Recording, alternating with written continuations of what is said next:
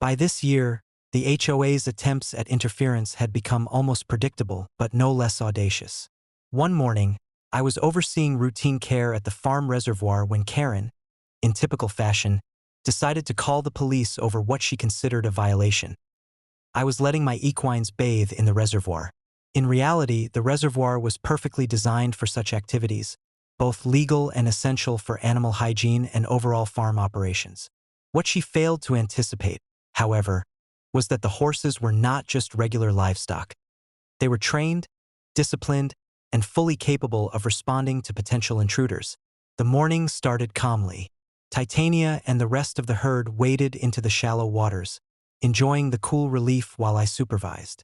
Geese patrolled the banks, honking intermittently, while goats roamed nearby, occasionally nudging the horses or exploring the mud along the shoreline. The farm was operating in perfect harmony. That is, until Karen appeared at the edge of the reservoir, clipboard in hand, exuding a mix of indignation and misplaced authority.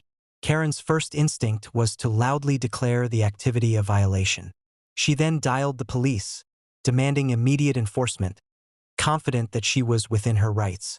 I observed quietly, knowing full well the outcome of such interference.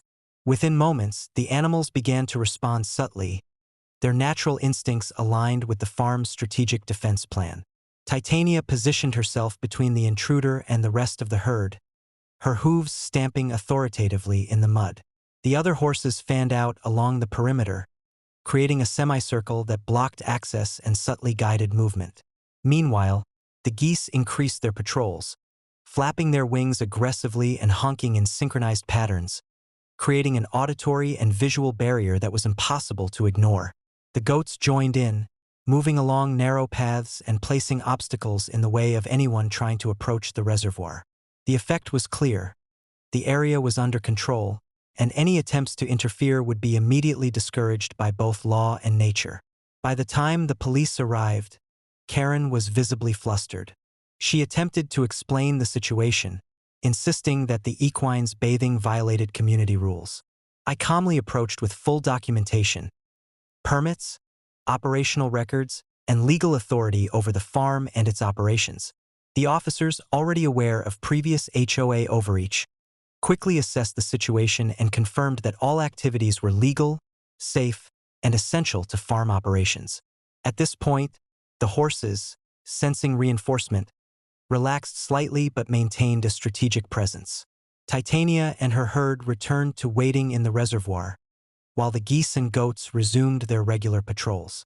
Karen, realizing her claims held no legal weight, sputtered and attempted to argue further, but the combination of law, documentation, and animal presence rendered her powerless. Within minutes, she had retreated, muttering threats that carried no weight and leaving the farm fully in control of the situation. By mid-afternoon, calm returned to the reservoir. The horses grazed nearby, the geese patrolled the banks, and the goats roamed freely. The HOA's interference had not only failed but had once again reinforced the farm's authority.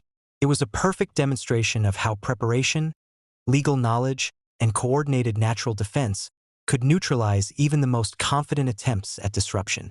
That evening, as the sun reflected off the surface of the reservoir, I reflected on the incident.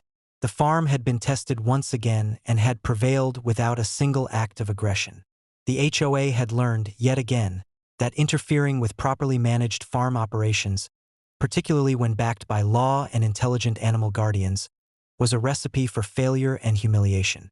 The horses continued to graze peacefully, Titania standing sentinel near the water, the geese honking occasionally, and the goats exploring the mud. The reservoir, once again, was both functional and secure, a testament to the perfect synergy of planning, law, and natural guardianship. Any future attempts by the HOA would be met with the same disciplined and coordinated resistance, ensuring the integrity of the farm remained unchallenged.